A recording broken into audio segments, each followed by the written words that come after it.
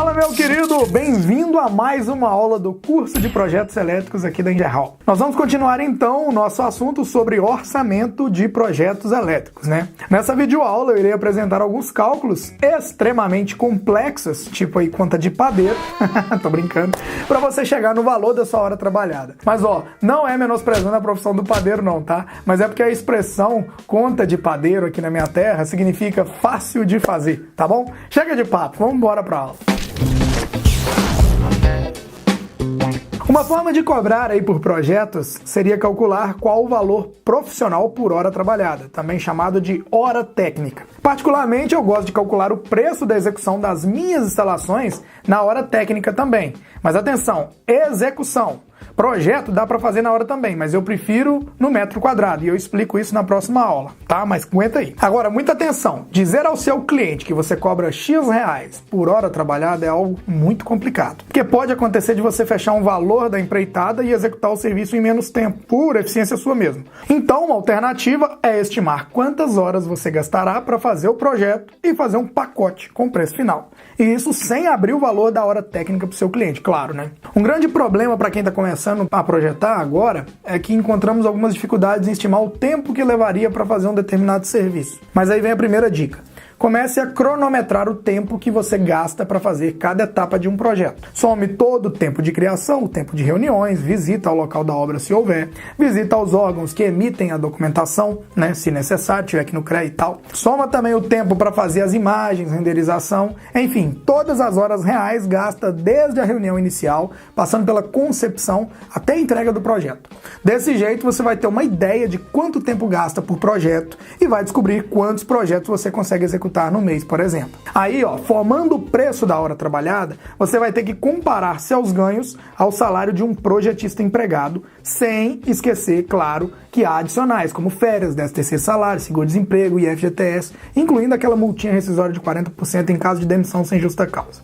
Além disso, um profissional com vínculo empregatício, um CLT, tem o amparo da Previdência Social e não deixa de ser remunerado caso não consiga trabalhar por motivo de doença. Pegou a visão então? Se for assim, um salário mínimo profissional de um engenheiro, segundo o CREA, é de 8,5 salários mínimos, para 8 horas diárias. Então ele recebe em média R$ 38,46 por hora, considerando 160 horas mensais. Então eu devo cobrar esse valor por hora como autônomo? De forma alguma. Você, na condição de autônomo, nunca deve igualar seu preço ao de um trabalhador assalariado, pelos benefícios e direitos que ele tem que você não tem. E tem outro detalhe ainda, até aqui, hein? Falamos apenas de direitos no que se diz a respeito à legislação trabalhista, sem considerar que um profissional autônomo tem outros custos fixos, como manutenção e depreciação de equipamento, gasto com tinta, material de escritório, energia elétrica, aluguel, telefone e, cara, ó, diferente do profissional autônomo, que esses gastos acabam pesando aí no final do mês. Por isso, ó, eu criei uma lista de gastos que eu tive ao longo da minha carreira como projetista autônomo. Dá uma olhada só, hein? Bom, pessoal, então aqui está essa tabela para calcular o custo médio mensal que eu preparei para vocês, tá bom? Aqui em cima eu coloquei impostos, valor de R$ 57,00. E eu sugiro para você que está começando agora, se você não for inscrito no microempreendedor individual ou não tiver uma empresa, eu recomendo você se inscreva até como microempreendedor individual. Ah, André, mas o MEI, ele não aceita engenheiros, né? Então coloca lá como prestação de serviços elétricos, tá? Eu prestava serviço de projetos elétricos e eu coloquei lá e fui MEI um bom tempo, porque o MEI pode emitir até R$ 81.000 ao ano, né, de nota fiscal. E, logicamente, você vai receber esse dinheiro na sua conta, você vai ter que emitir nota. Então, começa com o MEI. Ah, não, André, não dá para começar com o MEI que eu vou faturar mais que isso. Então, já cria uma pequena empresa já, né? Uma microempresa, né? Que é a ME, ou limitada. Logicamente, seu imposto sobe, tá bom? Então, aqui tem o imposto. Se você tiver que pagar conta de água, luz, telefone, internet, coloca tudo aqui. Eu coloquei aqui essas despesas que eu tinha, tá? Quando eu estava com a empresa apenas de projetos. Então, eu estou colocando aqui bem o custo da minha empresa quando eu trabalhava com projetos. Tá? Tinha execução também, mas isso aqui é a planilha só de projetos. Material de escritório, eu gastava uma média de R$ 200 por mês aí, com tinta, essas coisas. É lógico que eu não imprimia projetos no escritório, eu levava para imprimir em gráfica, mas está incluso aqui o valor da gráfica para imprimir o projeto. Se você tiver um funcionário, né, um ajudante, um auxiliar, uma secretária, tem que colocar aqui, então eu tinha aí um auxiliar que fazia o trabalho de escritório, custava para mim aí R$ 2.500, isso já calculando aí 13º, tudo bonitinho, ao longo do ano, então tá dividido aqui, tá? Pagava para ele uma média de um salário e pouquinho. Combustível, calculando aqui a R$ 4,00 o litro, tá? Um carro que faz 10 km no litro, pode ser gasolina, diesel, né?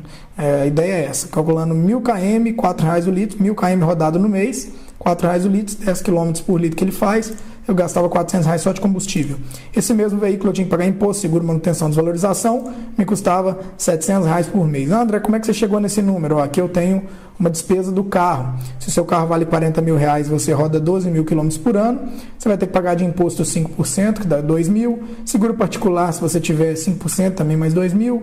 A manutenção dele, que é óleo, pneu, revisão, 2.400 mais ou menos, tá? Que é o valor que eu tive dos meus veículos.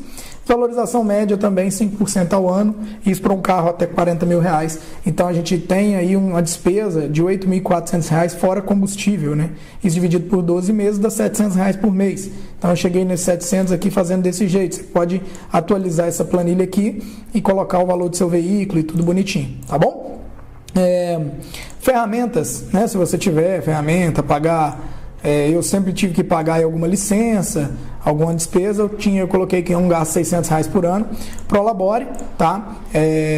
Isso aqui é o que eu quero ganhar por mês, incluindo aí 13ª, férias, mais ou menos 20% a mais de variações. Então, o meu Prolabore é uma média de R$ 5.000 por mês, R$ 60.000 no ano, que eu gostaria de ganhar aqui, né, que é o que eu preciso. Então, coloquei aqui nessa despesa. Custo anual do conselho de classe, então R$ 48. Isso aqui, o conselho de classe, é o valor que você paga para o CREA, para o CFT. Então, todo ano você tem que pagar isso, então tem que colocar isso no custo. E, logicamente, tem vários outros custos, né? Se você tiver aluguel, você tem que colocar. Se você tiver mais de um veículo para rodar, tem que colocar. Tudo isso tem que ser colocado no papel. Se você comprou um software e tem que pagar a mensalidade dele, né, a prestação, você tem que colocar. Ou seja, resumindo, eu cheguei aqui, que eu tenho um gasto para minha empresa estar aberta aqui, ó, de no mínimo R$ 9.275. Eu quero uma margem de lucro de 40% na minha empresa, então o custo mais o lucro eu preciso aí de estar vendendo praticamente R$ 13.000 de projetos por mês. E horas trabalhadas, ou seja, a minha média trabalhada é 160 horas no mês, então a minha hora, o valor final da minha hora é R$ 81. Então, ó, é o seguinte, não tem como eu abrir as portas, ou seja, eu começo a trabalhar por menos de R$ 80 aí a hora, segundo esse cálculo que eu fiz aqui, que é o desejável. É lógico que no início você pode abrir mão desse lucro aqui para ficar no 0 a 0, ou você pode diminuir o seu Prolabore para não ter um custo tão alto, para você ir pegando o corpo no mercado e ganhando clientes. Mas assim, se você pega aí 2, 3 projetos de padrão médio, você já consegue tirar esse custo aqui ao longo do mês, e você não leva aí, né, para fazer esses 3 projetos, você não leva um mês, você consegue fazer até mais, trabalhando sozinho, sem o custo desse funcionário aqui, cuidando de tudo. Então essa é a ideia. Dessa forma aqui, a minha empresa custa para mim R$ 80 a hora, tá? Então não tem como eu vender um projeto por menos que isso. Então você está calculando aí que você vai gastar 10 horas para fazer um projeto, você vai, né, ter que vender esse projeto aí por no mínimo R$ 800, que é o valor da hora, vezes as 10 horas, tá bom? Vamos voltar para a aula que eu vou explicar em detalhes agora a partir daqui. Observação aqui, hein, pessoal? Não tô dizendo aqui, ó, que é melhor ser assalariado, CLT, do que um profissional autônomo. Afinal, existem muitas vantagens de ser empreendedor de sua própria carreira. Eu, por exemplo, eu considero ter criado a minha empresa a melhor decisão que eu tomei na minha vida. Mas a gente também precisa saber que, como autônomo, devemos considerar os custos fixos que implicam em se cobrar melhor do que os hipotéticos aí R$ 38,46 por hora que está lá estipulado no CREA. Só que, mais uma vez, isso é variável de região para região e depende do mercado no qual você atua. Para alguns, esses números podem parecer astronômicos, tá? Para outros, está na média. Embora as entidades de classe aí regulem o valor do salário mínimo profissional de técnicos e engenheiros, sabemos que em muitos casos esta aí não é a prática do mercado, infelizmente, não é isso que a gente encontra. Então faz isso, ó, baixe e preencha essa tabela de preços que eu utilizei aí a vida toda para calcular a despesa mensal da minha empresa, descubra a sua despesa, estipule a sua meta e quanto vai valer sua hora trabalhada, você vai descobrir lá no rodapé dela. Eu tenho certeza que esse arquivo aí vai ser útil para o resto da sua carreira de projetista, tá bom? Na próxima aula, continuamos falando sobre orçamentos. Eu vou mostrar a forma que eu uso atualmente, que é cobrar por metro quadrado de projeto. Tem uns detalhezinhos que você precisa saber antes de sair dando orçamento por aí, sem as orientações necessárias, tá bom? Até já!